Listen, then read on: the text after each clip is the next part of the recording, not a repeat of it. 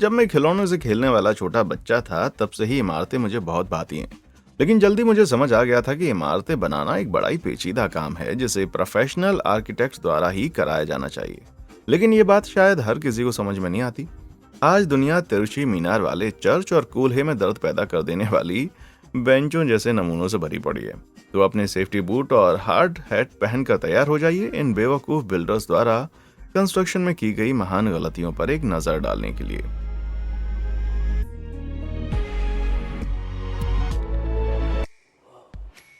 सस्ती वाली seat. Stadium में बैठकर अपना पसंदीदा गेम देखने जैसा मजा भला और किसी चीज में है कहाँ। लेकिन सोचिए आपको कितना गुस्सा आएगा जब आप फुटबॉल मैच देखने के लिए $175 का टिकट खरीदते हैं और बदले में आपको मिलता है ये नज़ारा। इसके बाद तो कोई भी हॉट डॉग या बियर मेरा मूड सही नहीं कर पाएगी। टक्सन एरिजोना में स्थित एरिजोना स्टेडियम के सेक्शन 16 की 41वीं रो की सीट नंबर 2 कॉलेज फुटबॉल की सबसे घटिया सीट करार दी गई है। और हम साफ साफ देख सकते हैं कि ऐसा क्यों। मैदान का करीब 90% हिस्सा एक दीवार से ढका हुआ और सामने कोई वीडियो डिस्प्ले भी नहीं है। यानी आपने मैच ना देखने के लिए इतने पैसे दिए। मुझे लगता है कि ये स्टेडियम बनाने वाला फुटबॉल का ज्यादा शौकीन नहीं था। भाई साहब, मैं होता तो अपने टिकट के पैसे वापस मांगने लगता। माना कि ये कॉलेज फुटबॉल की सबसे बेकार सीट होगी, पर यकीन मानिए मैं इससे भी कहीं ज्यादा बुरी सीट्स देख चुका हूँ और सबसे घटिया सीट का अवार्ड मैं इस सीट को दूंगा। पता नहीं किसने कुर्सियों के सामने एक पूरी की पूरी दीवार बना डाली ताकि गेम रत्ती भर भी नजर ना आए। मैं नहीं जानता कि ये कौन सा स्टेडियम है या कहाँ पर या कौन सा खेल खेला जाता है, पर वो जो भी होगा ज्यादा इंटरेस्टिंग नहीं होगा। शायद बेसबॉल, क्योंकि ये एक ऐसा गेम है जिसे मैं सिर्फ इन्हीं कुर्सियों पर बैठकर देखने की हिम्मत कर सकता हूँ। पतली टांगों वाली डेक। बाहर गार्डन के खुलेपन में बैठना कितना अच्छा लगता है ना, लेकिन मेरे जैसे आलसी बंदे के लिए रोज बाहर जाकर घास पर टहल पाना संभव नहीं है। इसीलिए मैंने अपने लिए एक बड़ा सा डेक बनवा रखा है। इसमें घर और बाहर दोनों का आराम है। बस याद रहे कि आपको ये कतई नहीं करना है जो इस बेवकूफ बंदे ने अपने डेक के साथ किया। पता नहीं क्यों जनाब ने सोचा कि पतली टांगों वाले डेक पर एक बड़ा सा हॉट टब रखना सही होगा। शायद बेचारा गौर नहीं कर पाया कि एक भरा हुआ हॉट टब आखिर कितना भारी होता है। 6 लोगों की जगह वाले इस हॉट डॉग में 475 गैलन पानी आता है, यानी सिर्फ पानी का वजन ही 4000 पाउंड से ज्यादा होगा। जैसा किसी त्योहार के बाद मेरा वजन हो जाता है, सो कोई हैरत की बात नहीं है कि इतने ज्यादा वजन तले डेक की बेचारी पतली टांगे जवाब दी गई। मैंने इसके बाद इसकी तस्वीर तो नहीं देखी, पर कोई भी अंदाजा लगा सकता कि पूरा का पूरा लॉन कीचड़ कीचड़ हो गया होगा। खराब नियत से बनाई गई बिल्डिंग्स। मेरी माँ हमेशा कहा करती थी कि मकान ईंट और पत्थर से बनता है, लेकिन एक घर बनता है प्यार भरे सपनों से। उनकी बात तो बहुत ही क्यूट थी, पर शायद बेचारी ने पेटारे वेनेजुएला में स्थित इस घर को कभी नहीं देखा था, क्योंकि ये घर सपनों से नहीं बल्कि झूठी उम्मीदों से बना हुआ लग रहा है। ये मकान इतना झुका हुआ नजर आ रहा है कि मुझे इसमें सोना पड़ जाए तो रात भर नींद ही ना आए। लेकिन ऐसे मकान बनाने के पीछे अक्सर एक कारण होता है। असल में कुछ देशों में मकान का टैक्स उनके भूतल के एरिया के हिसाब से लिया जाता है, तो टैक्स के पैसे बचाने के लिए लोग अपने मकान का एरिया जमीन पर कम रखते हैं और ऊपरी मंजिलों को बड़ा कर देते हैं। माना कि इस खास मकान के पीछे ये वजह नहीं रही होगी, पर इस तरह के बहुत से दूसरे मकान इसी कारण से बनाए जाते हैं। बाप रे, इस मकान में एक ग्लास भी हिला दो तो पूरा का पूरा ढांचा बरबर आ जाएगा। वैसे टैक्स की बचत करना एक संभव वजह हो सकती है, पर यह भी हो सकता है कि ऐसे मकान सिर्फ दूसरों को सताने के लिए बनाए गए हों। व्हाइट हाउस कहे जाने वाले ऐसे मकान छोटी सी जमीन पर सिर्फ इसलिए बनाए जाते हैं ताकि किसी और का मकान खराब किया जा सके। उदाहरण के लिए आपके खड़ूस पड़ोसी के मकान से बड़ा अच्छा व्यू आता है, सो आप सामने की जमीन पर कोई इमारत बनाकर पूरा का पूरा व्यू ब्लॉक कर देते हैं। बड़े काले दिल के लोग हैं भाई। खैर जो भी हो, पक्के तौर पर कोई नहीं जानता कि इस तरह के मकान आखिर क्यों बनाए जाते हैं। शायद ये दुर्भावना से बनाए गए हो, या टैक्स बचाने के लिए, या फिर कोई और वजह भी हो सकती है। जो भी वजह हो, पर इन्हें देखकर मुझे एक उलझन सी हो रही है। आपकी क्या राय है? नीचे कमेंट बॉक्स में आकर हमको जरूर बताएं। अरीना ने ली जाने। कितने हैरत की बात है ना कि कोलिसियम अपने निर्माण के 2000 सालों के बाद भी एकदम तनकर खड़ा है। ये एक नमूना है जो दिखाता है कि प्राचीन रोमन निर्माण कला में बारीकियों से कितने अलग हुआ करते थे। लेकिन जरूरी नहीं कि सभी रोमन ऐसे ही हों। बता दें कि सम्राट टाइबेरियस ग्लैडिएटर गेम्स देखने के ज्यादा शौकीन नहीं थे और ना ही उन्हें जनता के आम लोगों से घुलना मिलना पसंद था। तो सम्राट ने इन खेलों के लिए पैसे देने बंद कर दिए, इस उम्मीद में कि शायद लोगों की भीड़ आना भी कम हो जाए। पर इसका असर ठीक उल्टा हुआ और ज्यादा लोग बढ़ चढ़ कर आने लगे। फिर 27वीं ईस्वी में एंटिलियस नाम के एक रोमन व्यवसायी ने यहाँ मुनाफा देखा और रोम से 5 मील उत्तर में स्थित फिडेने में एक एम्फी थिएटर बनवाया ताकि वो अपना खुद का ग्लैडिएटर गेम आयोजित करा सके। लेकिन ऐसे बड़े अरेना बनाना कोई आसान और सस्ता काम नहीं था। उसके पास ज्यादा पैसे भी नहीं थे, सो थिएटर के निर्माण की लागत को कम से कम करने के लिए उसने हर संभव प्रयास किए। मिट्टी की बुनियाद ठीक से नहीं भर पाई, सपोर्ट के लिए खोदा गया गड्ढा बहुत ही कम गहरा था और पूरा का पूरा ढांचा सस्ती लकड़ी से बनाया गया था। तो जब एक साथ 50,000 से ज्यादा लोग खेल देखने आए तो जनाब का ये नया नवेला स्टेडियम उनके भार तले एकदम से ढह गया। उस दिन कुल 20,000 लोग मारे गए थे और ये घटना दर्ज किए गए इतिहास में अब तक की सबसे घातक स्टेडियम दुर्घटना है। जवाब में रोमन सदन ने 4 लाख सेस्टर्च या आज के $6 लाख से कम हैसियत रखने वालों पर ग्लैडिएटर गेम आयोजित करने की पाबंदी लगा दी और आदेश दिया कि आज से कोई भी थिएटर बुनियादों की अच्छी तरह से जांच करने के बाद ही बनाया जाएगा। रही बात एटिलियस की, तो उसे देश निकाला दे दिया गया और फिर उसका कुछ नहीं पता चला। सिर्फ देश निकाला? इस बेवकूफ की लालच और गलती की बदौलत 20,000 लोग मारे गए थे। तो वो खुशकिस्मत थे कि महज देश निकाला की सजा उनको पाई और वो छूट गए। लेकिन एक बंदा ऐसा है जिसका मनोरंजन प्रदान करने के मामले में रिकॉर्ड एकदम टॉप का है। जी हाँ भाई साहब, हमारे सभी ताज़ा अपडेट्स के साथ बने रहने के लिए नीचे नजर आ रहे लाइक और सब्सक्राइब बटन जरूर दबाएं। कर दिया? ग्रेट। आइए अब वीडियो पर वापस चलते हैं। तिरछी मीनार। हाल ही में जब मैं यूरोप घूमने गया था तो यकीन नहीं कर पा रहा था कि वहाँ की कुछ इमारतें कितनी प्राचीन हैं। वहाँ बहुत से ऐसे चर्च हैं जो हजारों नहीं तो कम से कम सैकड़ों साल पुराने जरूर हैं। ये है हेलिगर वर्जिलियस चर्च, वर्जिन ऑस्ट्रिया में स्थित, जिसकी प्रतिष्ठा सन 1516 में की गई थी। लेकिन 500 साल पुरानी होने के हिसाब से ये इमारत आज भी तरोताजा नजर आती है। लेकिन चर्च की मीनार में एक छोटी सी डिटेल ऐसी है जो मेरे दिमाग में ठिठक गई है। किसी जमाने में चर्च की मीनार पर एक घड़ी लगाई गई थी, लेकिन लगाने वालों ने उसे सीधी लाइन में ना लगाकर थोड़ा तिरछा लगाया था और बदकिस्मती से ऐसा नहीं बल्कि मीनार के चारों साइड पर है। मुझे लगता है कि ऐसा इसलिए होगा क्योंकि किसी निकम्मे ने चर्च के लिए गलत साइज की घड़ी खरीद ली होगी। फिर मीनार के रोशनदान को बंद होने से बचाने के लिए घड़ी थोड़ी बगल की तरफ लगाई गई होगी। जो भी हो, पर देखने में बड़ा अटपटा सा लग रहा है ना। पर वो तिरछी घड़ी इकलौती कमी नहीं है जो मैंने यूरोप के चर्चों में देखी। चेस्टरफील्ड इंग्लैंड में स्थित Saint Mary and All Saints Church में एक ऐसी भारी गड़बड़ी मौजूद है जिसे कोई भी अनदेखा नहीं कर सकता। चर्च का 228 फुट ऊंचा शिखर एक तरफ करीब 9 फुट तक झुका हुआ है और आड़ा तिरछा सा है। शुरुआत में लोग समझते थे कि ऐसा शायद 1360 के दशक में कुशल कारीगरों की कमी के कारण हुआ होगा। वो दौर जब ये शिखर बनाया गया था, ये वो जमाना था जब अभी कुछ ही साल पहले आई ब्लैक प्लेग की महामारी ने पूरे यूरोप में तबाही मचा रखी थी। यह अब तक की मानव इतिहास की सबसे घातक महामारी है, जिसमें करीब 7.5 करोड़ से 20 करोड़ लोग तक मारे गए थे। लेकिन हाल ही की रिसर्च में सामने आया है कि शिखर के लकड़ी के फट्टों पर चढ़ी हुई लेड की परत के कारण शिखर एक और झुका हुआ है। जब सूरज आसमान में चढ़ता है तो शिखर का दक्षिणी भाग उत्तरी भाग के मुकाबले ज्यादा तेजी से गर्म होकर नरम पड़ने लगता है। सैकड़ों साल से तापमान का ये फर्क झेल रहा शिखर ऐंठ कर एक तरफ झुक गया। भाई मैं तो नहीं मानने वाला, मैं तो उसके लिए शैतान द्वारा गिराई गई बिजली को ही जिम्मेदार मानूंगा। कोई कुछ भी कर ले, मैं शैतान वाली थ्योरी पर ही ज्यादा विश्वास करूंगा।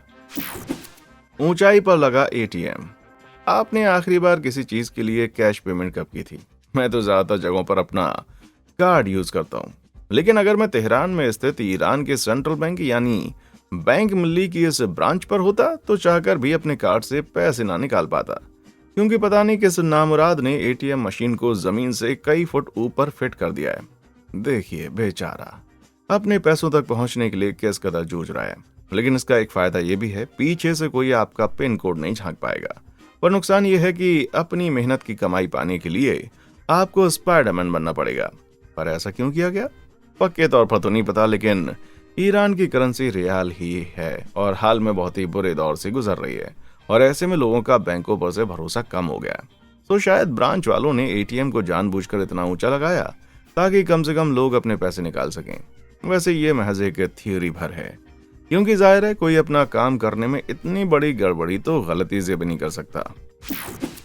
एक कदम और खेल खत्म। कुछ सालों पहले जब से छोटे घरों का चलन शुरू हुआ है, तब से लोग कम से कम जगह में घर बनाने के लिए न जाने कौन कौन से पैंतरे आजमाने लगे। कुछ लोग तो इस चक्कर में इस कदर दीवाने हो चुके हैं कि बेहद अटपटे से डिजाइन बना डालते हैं उदाहरण के लिए ये वाला किचन देखिए, जो पहली नजर में एकदम नॉर्मल लगता है। बढ़िया सा ब्रेकफास्ट बार, एक आइलैंड और बगल में सीढ़ी। रुको, क्या कहा? मेरी नजरें धोखा तो नहीं दे रही? जी नहीं, डिजाइनर ने सीढ़ी को सचमुच किचन काउंटर में जोड़ दिया है। ये तो बहुत ही घिनौना है। इमेजिन कीजिए आप नाश्ता कर रहे हो, वहीं बगल में कोई जूते पहनकर खड़ा हो जाए। मुझे तो सोचकर ही उल्टी आ रही है। मैं क्रिएटिव आइडियाज की रिस्पेक्ट करता हूँ, पर इसकी जरा भी नहीं। मुझे अपने खाने के प्लेट में किसी के पैर के नाखून तो बिल्कुल नहीं चाहिए। चलो, कम से कम ये हिस्सा सीढ़ी के तो काम आया, पर इस स्ट्रक्चर के बारे में तो इतना भी नहीं कहा जा सकता। मानो आगे मौत इंतजार कर रही हो। लगता है किसी रेलवे स्टेशन पर स्थित इस ओवरपास को बनाने वालों ने ठीक से नाप जोख नहीं की थी। सो इस खाली जगह को पार करने के लिए छलांग लगानी होगी। उम्मीद है जिम्मेदारों ने ये गड़बड़ी जल्द से जल्द ठीक कर दी होगी, वरना उन्हें ढेर सारे पैसेंजर्स का हौसला झेलना पड़ा होगा। तिरछी बाकी कारीगरी। जब आप किसी ठेकेदार को अपना मकान बनाने के लिए ढेर सारे पैसे देते हैं तो इतनी उम्मीद तो करते हैं कि वो अपना काम पूरा मन लगाकर करें और अच्छे से करें, राइट? लेकिन कुछ ठेकेदार काम को जल्द से जल्द खत्म करने में यकीन रखते हैं। एक मकान मालिक ने नोटिस किया कि उनके मकान की ग्राउंड फ्लोर और फर्स्ट फ्लोर के बीच की जॉइंट ठीक से मेल नहीं खाती। वैसे इतनी सी गड़बड़ी से बिल्डिंग का ढांचा कमजोर तो नहीं हो जाता, पर मुझे तो ऐसी बिल्डिंग में रात भर नींद ना आए। पर अगली गलती के सामने तो कुछ भी नहीं है। एक बंदे ने जब अपने किचन में एक नई सिंक फिट करवाई तो पाया कि डिजाइन से ये फिट नहीं हो रहा था। इस सिंक का तो हर एंगल गलत लग रहा है मेरे भाई। मेरे ख्याल से ये वाला काउंटर पहले किसी और के लिए काटा गया रहा होगा और बाद में इस मकान मालिक ने बड़े सस्ते दाम पर उसको खरीद लिया होगा। बच गए पैसे। दूसरा कारण ये हो सकता है कि काउंटर को उल्टा फिट कर दिया गया है और दूसरी तरफ से लगाया जाए तो ये ज्यादा अच्छे से फिट होगा। पर कहीं ऐसा तो नहीं कि ये सिंक किसी ऐसे बंदे के लिए बनाई गई हो जिसका एक हाथ दूसरे के मुकाबले बहुत बड़ा हो? अगर ऐसा तो फिर सुनकर सुकून हुआ कि बेचारा लियोनार्डो लॉन्ग आर्म अब अपने बर्तन आराम से धो सकेगा। तवे से गर्म बेंच। सुबह होते ही मैं बीच पर जाने वाला हूँ। स्पीडोज पहनूंगा, एक हाथ में कोकोनट लूंगा और 50 फैक्टर वाली सनस्क्रीन लगाकर गर्मी का फुल आनंद उठाऊंगा। लेकिन अगर आप ऑस्ट्रेलिया के सिडनी एयरपोर्ट के आसपास कहीं तट पर हैं तो अपनी तशरीफ कहीं भी टिकाने से पहले जरा ध्यान से देखिए, क्योंकि पता नहीं किस जीनियस ने इस इलाके में लोगों के लिए मेटल की बेंच लगवा दी।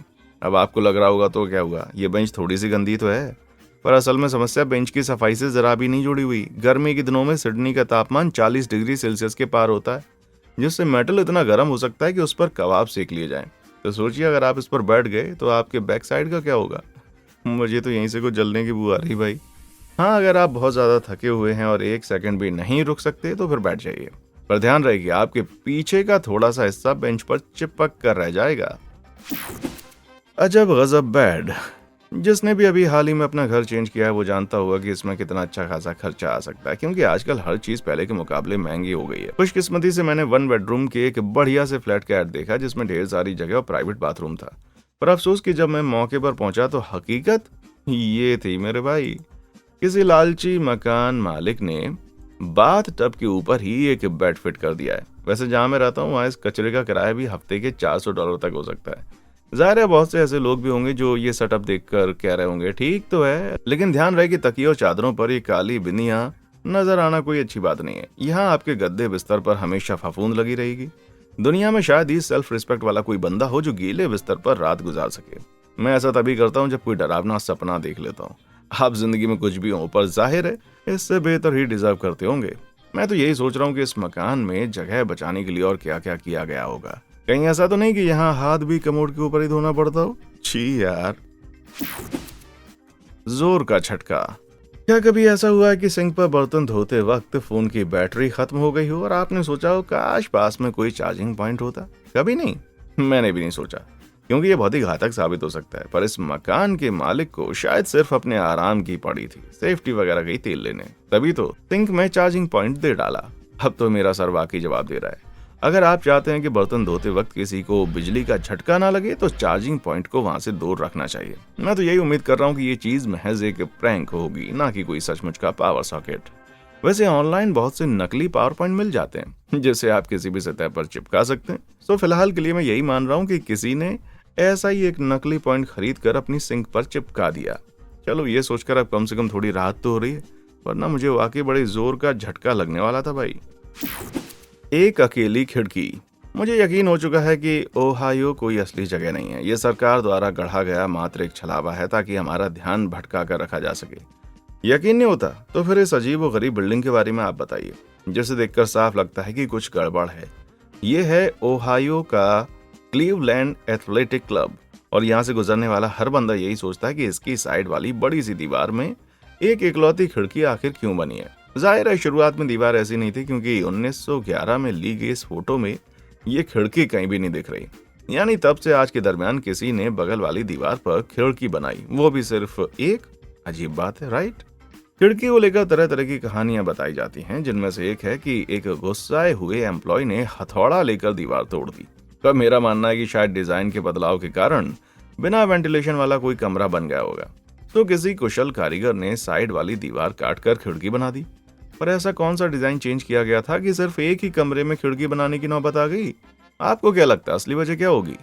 नीचे कमेंट बॉक्स में आकर बताएं। गजब का फायर सिलेंडर। मुसीबत के वक्त मैं बहुत कम आ सकता हूँ, क्योंकि कठिन हालात में अपना संयम पूरी तरह से बनाए रखता हूँ। या कभी कभार मैं कोने में छिपकर चीख चीख कर रोता हुआ पाया जाता हूँ। यानी मैं दोनों तरफ चलता हूँ। पर कोई बंदा कितना भी संयम वाला क्यों ना हो, पर मुसीबत के समय चाइना के इस फायर एक्सटिंग्विशर को कभी नहीं पता चल पाएगा।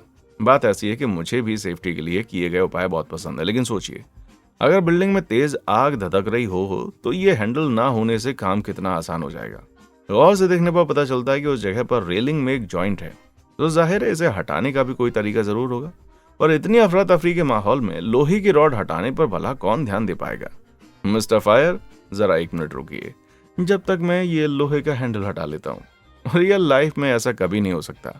इससे बेहतर सुझाव तो ये रहेगा कि मुसीबत में फंसते ही सीधा पतली गली पकड़कर खुद की जान बचाने की सोचिए, क्योंकि अगर आप खुद जिंदा बचेंगे तभी दूसरों को बचा पाएंगे मेरे भाई। उड़ने वाली कार। दुनिया में अच्छे और बुरे दोनों तरह के ड्राइवर होते हैं। मैंने अब तक सिर्फ 4 बार अपनी कार ठोकी है, सो मैं तो बेहतर वाली कैटेगरी में रखा जाऊंगा। लेकिन मैंने जितने भी बेवकूफी भरे एक्सीडेंट क्यों ना किए हों, पर मैंने फिलाडेल्फिया पेंसिल्वेनिया की एक बिल्डिंग में लगे हुए इस गराज डोर जैसा कुछ भी अजीब नहीं देखा। माना कि किसी रुकी हुई चीज में बेवकूफी टक्कर मार सकता है, मैं समझ सकता हूँ, क्योंकि मैंने ऐसा कई बार किया है। लेकिन 3 मंजिला ऊंची किसी चीज में गाड़ी ठोकने के लिए तो वाकई अलग किस्म की कला होनी चाहिए। ऐसा क्यों? 3 मंजिल की ऊंचाई पर लगे गैराज डोर में ये डेंट लगा है, तो इतनी ऊंचाई पर कुछ ठोकना कला की बात हुई कि नहीं? ज्यादा एक्साइटेड मत होइए, क्योंकि ये किसी फ्लाइंग कार ने नहीं किया। बात ऐसी है कि पुराने जमाने में बहुत सी बिल्डिंग्स की दूसरी मंजिल पर रस्सी और गराड़ी की मदद से ऊपर उठाए गए सामान के लिए एक दरवाजा होता था।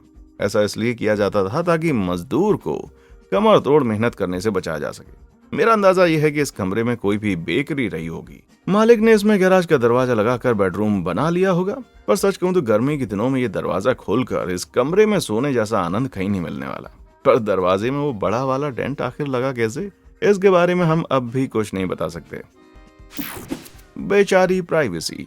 बढ़ती हुई उम्र के साथ मैं अपनी प्राइवेसी पर ज्यादा कदर करने लगा हूँ, और मैं नहीं चाहता कि कोई भी ऐरा गहरा मेरे मामलों में नाक घुसाए। अगर आप भी कुछ मेरे जैसे हैं तो बाहरी दुनिया को बाहरी रखना चाहते हैं, इस अगले ठेकेदारों से कोई काम मत लीजिएगा। यूटा में रहने वाले एक मकान मालिक ने जब अपना ड्राइववे बड़ा करवाया तो उन्हें अपने फ्रंट गेट को फिर से लगवाना पड़ा। पर मुझे नहीं लगता कि दरवाजे को इस तरह से लगाने से किसी को भी रोका जा सकता है।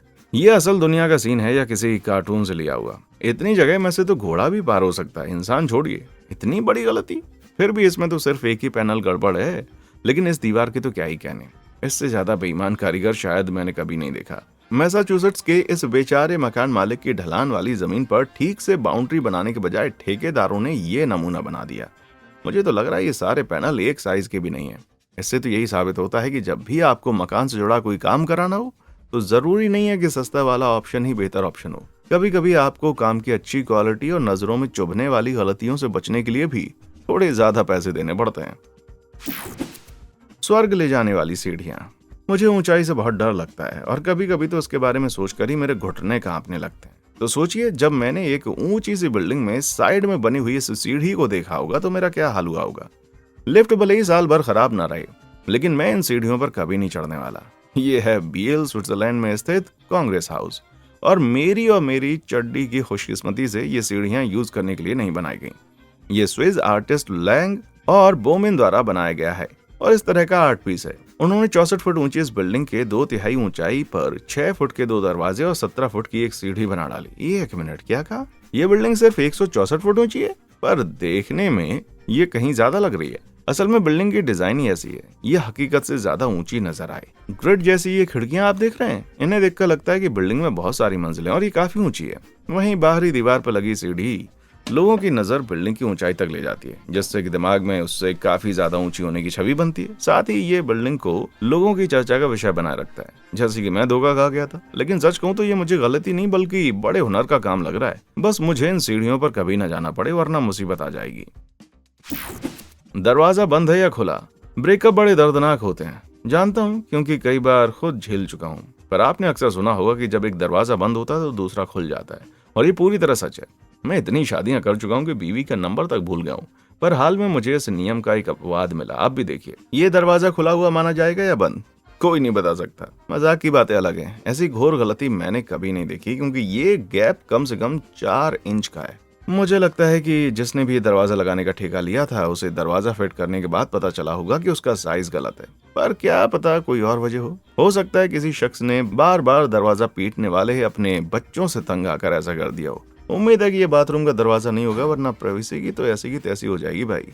फिर भी किसी गड़बड़ दरवाजे को ठीक करना काफी आसान है, मुकाबले किसी गड़बड़ खंबे के। ये क्या है? ये नमूना है कोलोराडो स्प्रिंग्स के old world Bengal and daily restaurant के बाहर का। और कई पैनी निगाहों वालों ने गौर किया कि ये सपोर्ट पिलर तो कुछ सपोर्ट ही नहीं कर रहा, बस यूं ही हवा में तैर रहा है। छत और खंबे के बीच इतना गैप है जितना इनके बेगल में भी नहीं होता। मुझे लगता है कि इस पिलर को बाद में महज एक शो पीस के तौर पर बनाया गया होगा, लेकिन देखने में वाकई लग रहा है कि बिल्डिंग बनाने वालों ने बड़ी घातक गलती कर दी है। शायद ये रेस्टोरेंट वाले खास दिनों पर बीच वाली जगह में ढेर सारी क्रीम वगैरह भर देते होंगे।